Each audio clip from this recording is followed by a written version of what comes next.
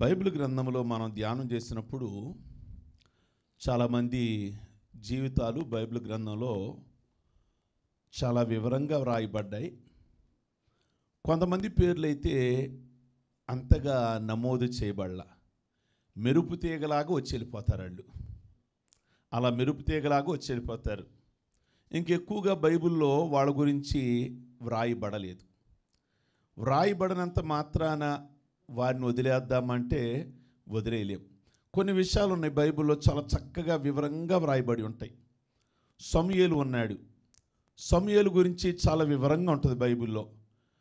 వాళ్ళ అమ్మ పేరేమిటి, వాళ్ళ నాన్న పేరేమిటి, వాళ్ళు ఏ గ్రామస్తులు, అసలు వాళ్ళ ఇంట్లో ఉన్న ప్రాబ్లం ఏమిటి, వాళ్ళ అమ్మకున్న ప్రాబ్లం ఏంటి, పిల్లలు లేరు, వాళ్ళు ఎందుకు మందిరానికి వెళ్ళారు అని చాలా వివరంగా చాలా చక్కగా వ్రాయబడి ఉంటుంది. అదే దావీదు విషయానికి రండి.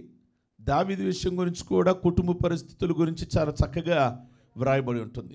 వాళ్ళ నాన్న పేరేమిటి, వాళ్ళు ఎంతమంది అన్నదమ్ములు, ఆ అన్నదమ్ములలో ఈయన ఎన్నోవాడు, ఈయన వృత్తి ఏమిటి, ఏ ఊరివాడు, తర్వాత ఇశ్రాయేలుకి ఏమయ్యాడు, తన పిల్లలు ఏమిటి, చాలా మీకు కావలసినంత వివరణ ఉంటుంది. తిమోతి ఉన్నాడు బైబిల్లో క్రొత్త నిబంధనలో. తిమోతి గురించి కూడా చాలా విషయాలు బైబిల్లో వ్రాయబడ్డాయి. వాళ్ళ అమ్మ ఎవరు, వాళ్ళ నాన్న ఎవరు, వాళ్ళిద్దరు మతాలు ఏమిటి, ఈయన ఎవరిని వెంబడించాడు, పౌలు గారిని ఎలా సేవలో వెంబడించాడు, తర్వాత సంఘానికి ఎలా సేవకుడయ్యాడు, చాలా వివరంగా వ్రాయబడి ఉంటాయి. అంటే సహజంగా మన గురించి మనం ఏదైనా పుస్తకం రాసుకోవాలనుకోండి, మన గురించి మనం పుస్తకం ఏదైనా రాసుకొని ప్రింట్ చేసి పంచాలనుకోండి, ఏం రాస్తాము, మంచి విషయాలే రాయడానికి ఇష్టపడతాం. నాలో ఉన్న యోగ్యతలు ఏంటో ఇష్టపడతా, నాలో ఉన్న చెడ్డ గుణాలు రాయడానికి ఇష్టపడను. ఎందుకంటే ఆ పుస్తకం అంతగా ఇక సక్సెస్ అవ్వదు, అంతగా చదవడానికి ఇష్టపడరు. కానీ బైబిల్లో ఉన్న విషయం ఏంటంటే, రాసింది మానవుడు కాదు, రాసింది పరిశుద్ధాత్మ దేవుడు గనక ఆ మనిషిలో ఉన్న మంచి రాయించాడు, ఆ మనిషిలో ఉన్న చెడు కూడా రాయించాడు. అదే ఒక మనిషి ఎవరికాళ్ళు రాసుకుంటా పుస్తకం అన్నారని కూడా బైబిల్లో పేతురు ఉన్నాడు, నేను ఎప్పుడు ప్రభు ప్రక్కనే ఉంటాగా అని అనేవాడే కానీ తన బలహీనతలు తన పిరిగితనాన్ని రాసేవాడు. ఇస్కరియోతు యోధ అన్నాడు, నువ్వు రాసుకో అబ్బాయి పుస్తకం అన్నాడు అనుకోండి. యేసు ప్రభువారు, నేను ఎంత నమ్మకస్తున్నా తెలుసా ప్రభుకి, డబ్బు సంచి నా దగ్గరే కొట్టేసింది రాసేవాడు కాదు, దొంగతనం చేశాడే అది రాసేవాడు కాదు.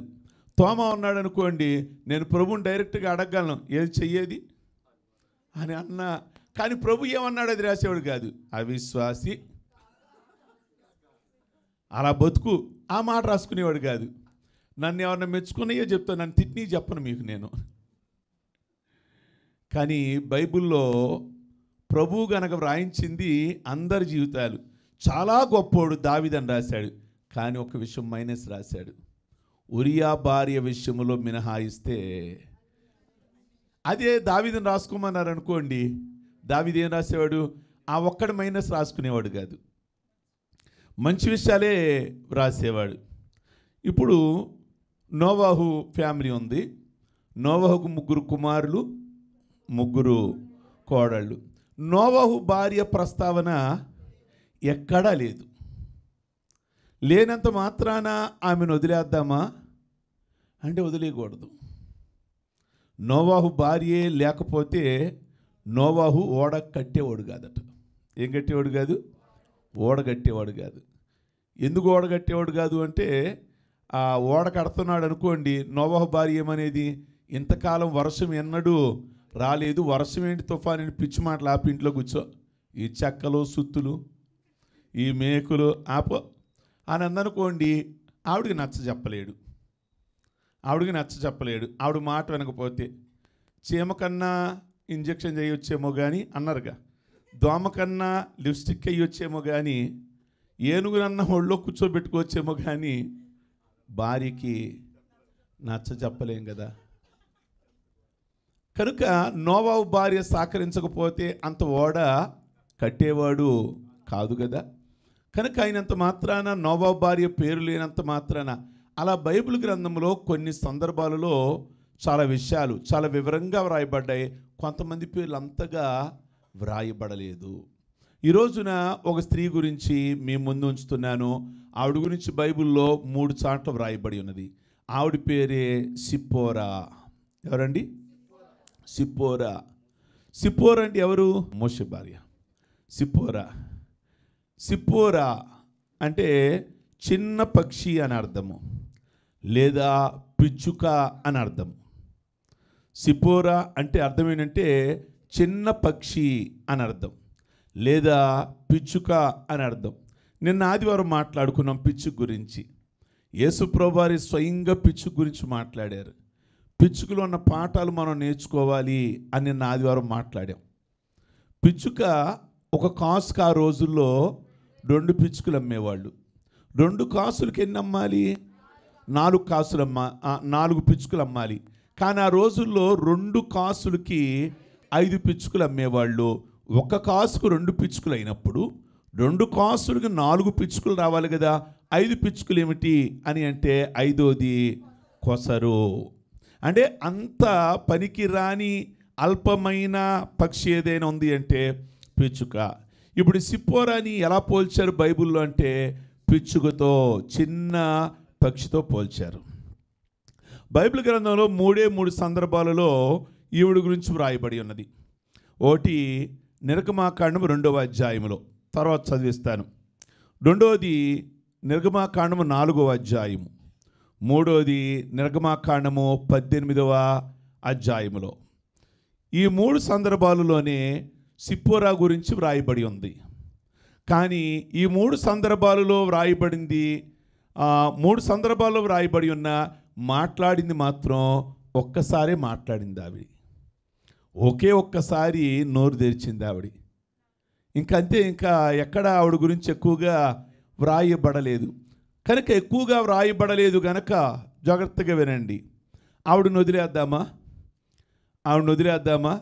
ఒకవేళ మీరు అన్నట్లుగా 3 సందర్భాలలో ఆవిడ గురించి ఉంది. 3 సందర్భాలలో ఒక సందర్భంలోనే ఆవిడ మాట్లాడినట్లుగా ఉన్నది.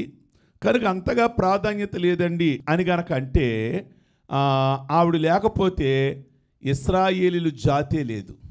ఇశ్రాయేలీలు ఐగుప్తు నుండి ఎక్కడికి వచ్చేవాళ్ళు కాదు అంటే కనానుకు వచ్చేవాళ్లే కాదు. ఆవిడ పాత్ర చాలా ఉంది, కానీ ఆవిడ ఏ రోజు కూడా ముందుకు రావడానికి ఇష్టపడేది కాదు. ఏ రోజు కూడా ఆవిడ ఎదర కనబడడానికి ఇష్టపడేది కాదు. ఏ రోజు కూడా గుర్తింపు కావాలి అని అనుకున్న స్త్రీ కాదు ఆవిడ.